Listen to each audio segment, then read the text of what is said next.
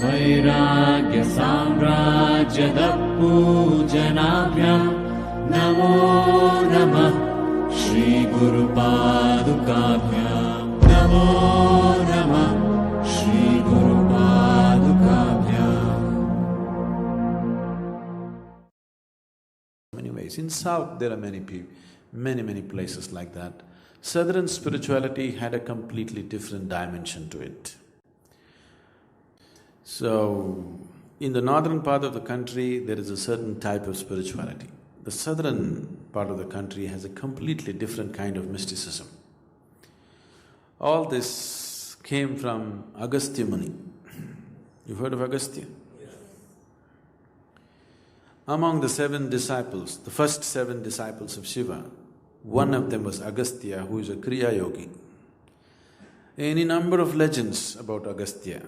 Any part of the country you go, they say Agastya meditated in this place, Agastya walked there, you know. Legends have grown. Agastya was one of the greatest sages that India has ever seen, or anywhere in the world has ever seen, you can say, because he is a mystic of enormous proportions.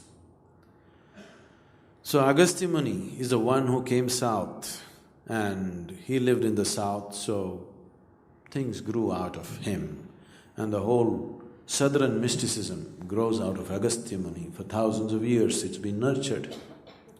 And southern people had a certain kind of, what to say,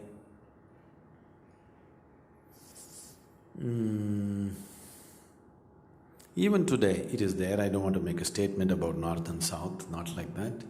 But you will see, if you come to the south, people are little more, what to say, little more gentle about things, little more committed to certain things. I wouldn't say good and bad in that sense. Northern people are more outgoing, they want to do many things. In south, if you come, even if you come to the richest home, they maintain a certain traditional thing and they're good at keeping the traditions, much more than the north. Maybe north changed because of the invasions and so many things, south never had such invasions.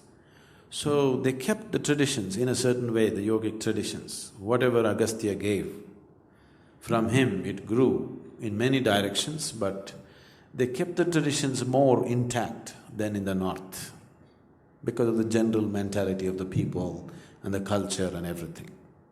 So there's a whole lot of mysticism in the south, which has generally not found publicity like the north. Northern spirituality has been written about, has been taken outside the country, but southern mysticism has always remained like a hidden force.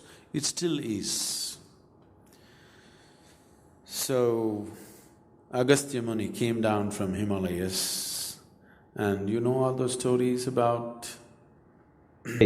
Any number of yogis followed suit, and right through the ages, thousands of years, there is a history of sages, seers, a very unique system of mysticism where generally they were referred to as siddhas, or in Tamil they're called siddhas.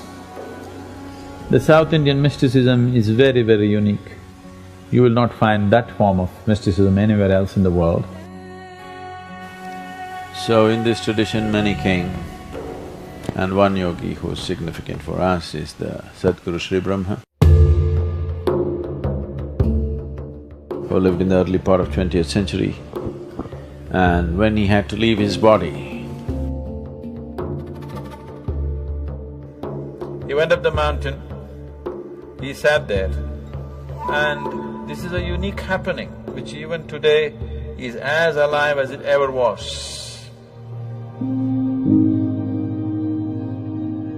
He exits through the 7 chakras, which is an extremely rare happening.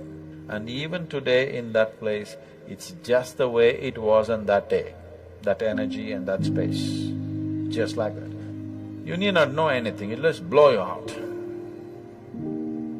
Because there are just a few places on the whole planet which have witnessed that kind of event where a being leaves through all his 7 chakras. Because he's a Chakreshwara. one who can live through his 7 chakras is called a Chakreshwara. Shiva was known as a Chakreshwara, Matsyendranath was known as Chakreshwara, Gorakhnath was known as Chakreshwara, and a few other yogis have been known as Chakreshwaras, and they are just handful in this few thousand years. उतरे मुझ